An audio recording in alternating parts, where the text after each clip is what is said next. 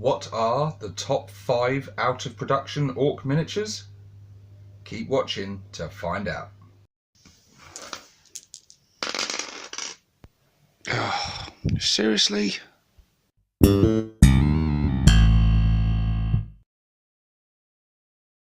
Hey guys, and welcome to another Top 5s video with me, 6plus Stevo. And in this one, I'm going to be sharing with you my top 5 out of production Orc miniatures. But before we get into that, let me just say a big thanks to Ian Waz Wyatt. I don't think I've butchered that name, apologies if I have. But Ian, if you don't already know, has his own YouTube channel in which he does all kinds of crazy conversions and kit bashes, but predominantly scratch builds, Orc vehicles of all shapes and sizes, and they are incredible, like truly astounding. The guy is incredibly talented, and the stuff he does on his channel, it's well, it puts my work to shame, let's put it that way, and a lot of people's, but it's fantastic source of inspiration and things. I actually spoke about his channel before when I did another top 5s video, when I covered my top 5 Orc 40k channels, and yeah, that's a video I highly recommend you go and check out if you want to discover more Orc content from other creators as well as myself. Then I'll pop a link up, it'll be appearing on the screen now. Please go and check that video out, you owe it to yourself. If you want to consume as much Orc content as possible, then check that video out. There's some fantastic guys out there creating some really good Orc based content on YouTube. But anyway, it was him that actually suggested me doing this video and covering some old classic miniatures, and yeah, what a task he set me there, because over the years, so a lot of these will be appearing on screen while I'm talking, but over the years there's been all sorts of crazy Orc miniatures, be it vehicles, infantry, characters, and you know, from Games Workshop and their partners like Forge World, etc. Over the years have created some fantastic models, and yeah, this has been a great trip down memory lane for me, and just going through some of the old ranges from Rogue Trader, 2nd edition, Gorka Morka. It was really hard to just pick 5 actually, and I'm sure, as always with these top 5 videos, a lot of people would disagree, some people might agree with my choices, but by no means is this an extensive list. You know, this isn't conclusive. These are just my personal choices, and it was really hard to sort of pick them and put them in order. What you're seeing on the screen now is essentially my honourable mentions, because yeah, there was just so much. They've all got a charm in their own way, and there is some really good stuff in GW's past. Some of the kits actually still hold up very well today, others less so, but they're great. They're sort of, you know, they're of their time, and they've got some great charm to them, and yeah, there's a lot of good stuff. However, as you're seeing on the screen now, there are some miniatures that we wish were out of production. This monstrosity is still £22.50, would you believe, on GW's website. That is an absolute travesty when we know there are newer, better Deathcopters produced by GW that for some reason they refuse to put in a kit on their own and sell. But yeah, we've got hideous monstrosities like this still around. It might have its fans. I've never come across one. But also, just one more before we get onto the actual top 5. One more honourable mention that I want to make, which would have made the list, but technically speaking, these aren't out of production, and it is the Grot Crew that are made by Forge World. They used to sell these in a set. You'd get 10 of them, and they're just awesome miniatures. I mean, I love grots anyway, but these grots, these would be great as grot oilers, Mech gun crew, or grot riggers, and they're just fantastic. I particularly like the one with the strange binoculars that just gives him a fantastic look. But yeah, and the reason these aren't out of production is because they no longer sell that kit. However, when you buy some of their other kits, I can't remember exactly what kits it is, but they sell other kits that these come as part of that kit. So they don't sell them on their own anymore. So technically speaking, they're not out of production. If they were fully out of production, they would definitely make the list because I just think they're fantastic and I want them. I want them so bad. But anyway, that's enough waffling on about that. We've given some honourable mentions. We've shown you a few classic models over the years that you'll already know now are not in the top 5, but are great nonetheless. So without further ado, let's find out what's at number 5.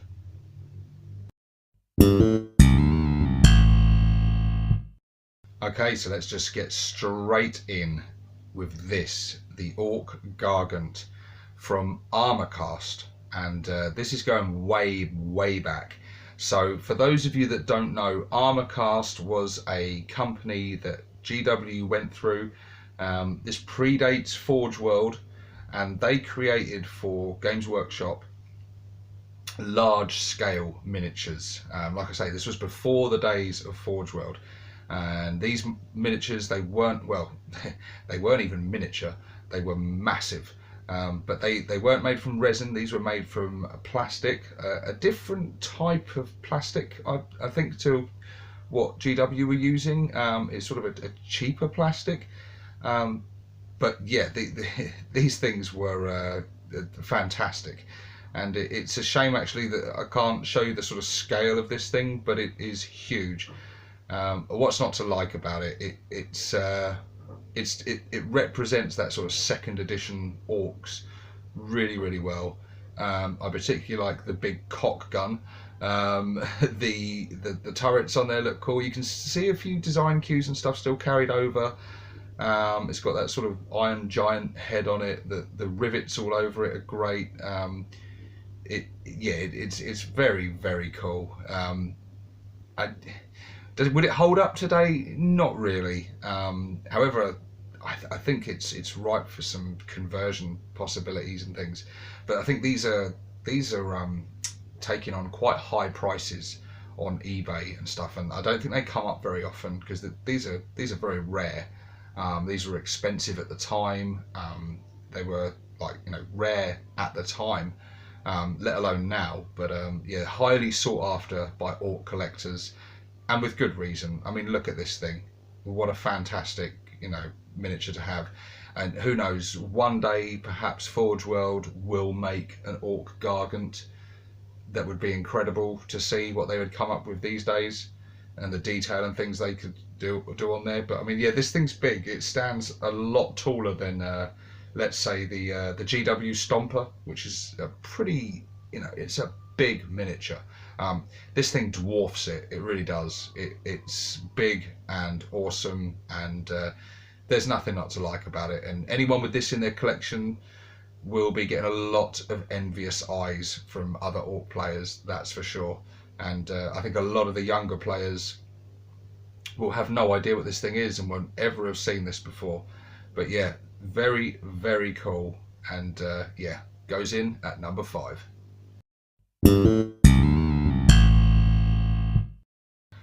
Okay, so in at number 4 is the Flash Gits. These aren't out of production, I hear you say. And no, you're correct. What you're seeing on the screen at the moment is currently the current Flash Git set.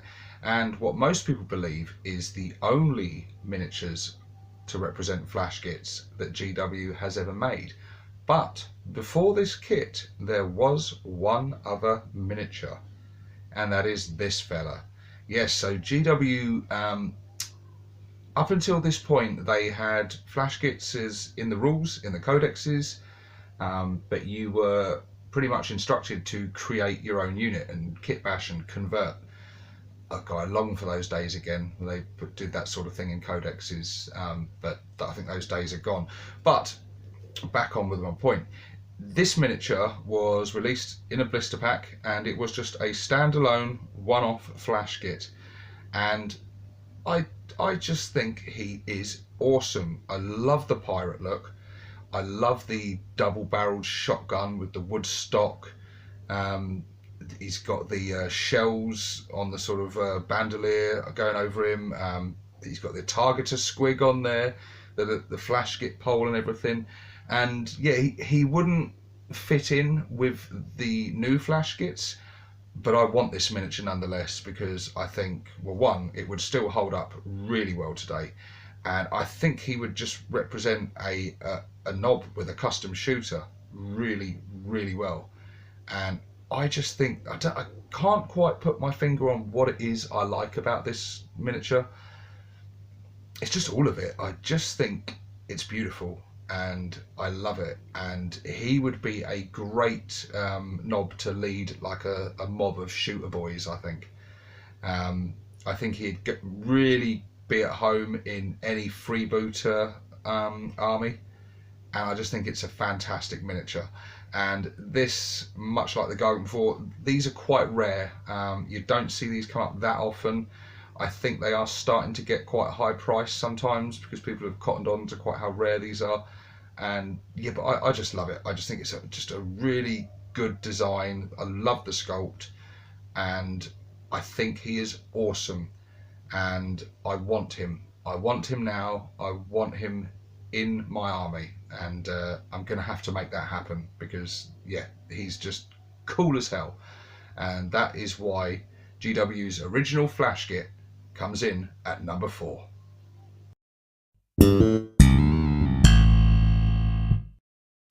Okay, so here we have the current Painboy. A very cool miniature in its own right. He's got a lot of character to him, a lot of charm. You've got your little grot orderly on the back, his huge power claw with syringes and bone saws and stuff in, his peg leg. He's very cool miniature. However, he is monopose. He comes as he is. He's quite difficult to sort of do anything with.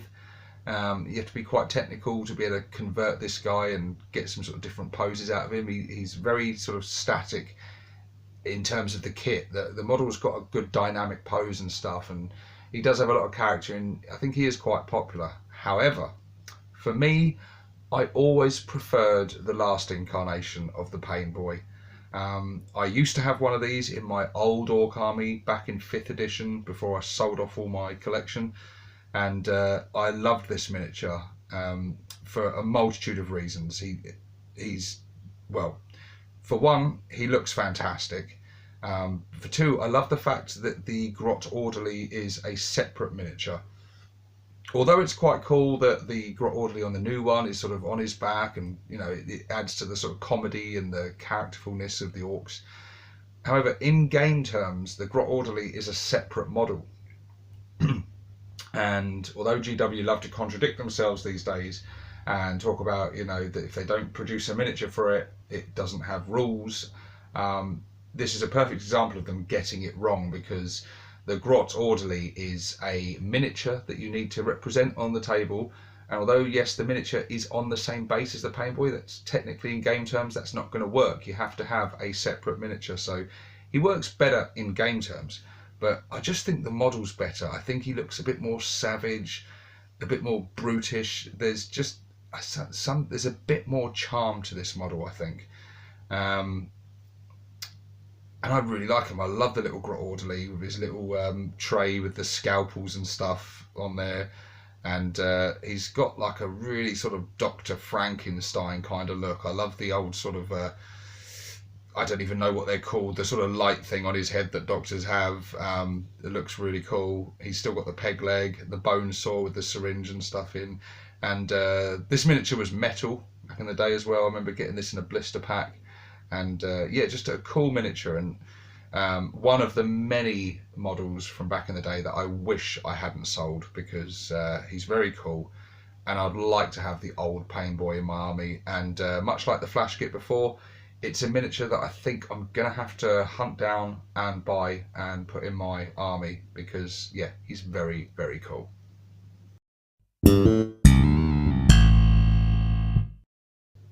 Okay, so in at number 2 is this guy, the Big Mech with Boss Pole. This guy was in production at the same time as the old Big Mech with Custom Force Field. And needless to say, the big mech with custom force field outsold this guy by the truckload. For obvious reasons, the custom force field was a far more useful piece of war gear. Everyone wants a custom force field in their army. It's an incredibly useful piece of war gear, and yeah, so that miniature outsold this one by a country mile. Um, but I always preferred this one. He just looks incredible, I think. I love the goggles on him, the bionic eye. I love the really brutish, sort of savage, gnarled look on his face. He always had a bit more character, a bit more of an aggressive edge to him than the big mech with custom force field. The one with the custom force field had a very sort of static pose. He looked very calm, looked like quite a clever orc. It was a great miniature in its own right, but this one for me always looked better, had a lot more character to him, and I just think he looks really cool. He's really well tooled up there. The rivet gun there looks really cool, and the boss pole itself looks very cool. This miniature is getting ridiculous bids and prices on eBay currently. I see him regularly going for about the £40 mark, and that was the last time I looked, which was quite a while ago. He's probably gone up a bit since then. He's in metal, and yeah, he claims high prices because I don't think a lot of these were sold, because anyone wanting a big mech just went straight for the one with the custom force field. In game terms, this guy was far less useful, but miniature wise, I think he was much better looking, and he was always the one I planned to buy. I never got round to it. One of the things I'm sort of kicking myself for now, because I'd have loved to have bought this guy for the, I think £15 he went for then, and yeah, just converted my own custom force field on him, or had him without, just to have the miniature, because yeah, he's gorgeous, he's stunning, and yeah, like every other choice in this list, I would love to have a miniature of this guy today and feature him in my army. But he's going to cost a pretty penny if I do want him, which is a shame, because yeah, what a gorgeous model. And I mean, it's a shame that the other big mech is out of production now as well, hence why we've lost the rules for them in the codex, which is again scandalous by GW. Absolutely terrible decision to do that. Now we only have the big mech in mega armor, or big mech with shock attack gun, which in themselves are equally cool, but this guy, he was always my favourite big mech, and I think he always will be. But anyway, we've counted through the list now. It's time to get to number one. What is my top pick for out of production Orc miniature? Let's find out what's number one.